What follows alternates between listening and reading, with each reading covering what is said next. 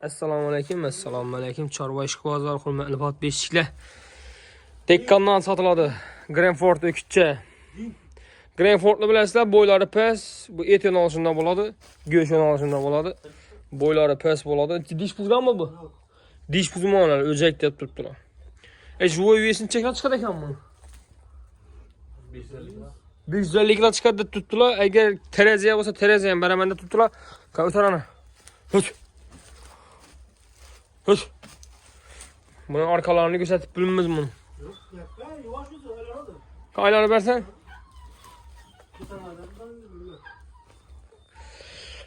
Dekkandan mal etikanın özünde. Az arkalara eğer alan adam olsa arkalarından gösterip ötemiz. Eğer telefon numarını yazıp kolduramız ekranda benim telefonlaşıp sodalaşıp olabilirsiniz. Buna bakasın 35 milyon son deyip tuttu.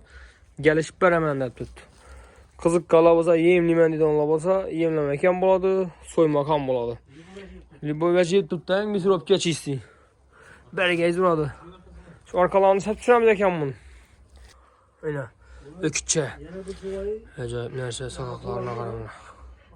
35 milyon so'm baho aytib turibdi, kelishib beraman dedi. Ves kichkina narsa emas. Kadrini 05 kadrda turibman videoni telefonni.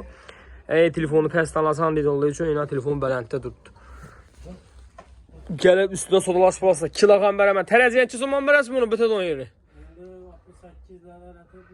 68'ler kıma bir geliştirip aytak 68 dep tuttu 65 dedi. Terazi 65 dedi. Ondan hem gelişip beredi üstüne sodalaşazdı. 35 milyon dikle ondan hem gelişip beredi. Ama 550 kilo 530 kilo çıkardı. Priminli. Soygan adam çot beredi dediğinde diş buzman kubeli. Köp adamlara çot bermeydi diş buzman vermiş.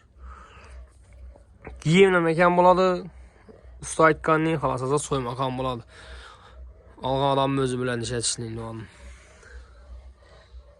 Arkalari ham ajoyib narsa. Mampildab turibdi. Shuda videomizni yakunlaymiz. Xatolar va kamchiliklar bo'lmasa uzr so'rab qo'yamiz. Bemalol telefon nomerini ekranda yozib qoldiramiz. Telefonlashib, sodalashib olaverasizlar. Hammaga rahmat.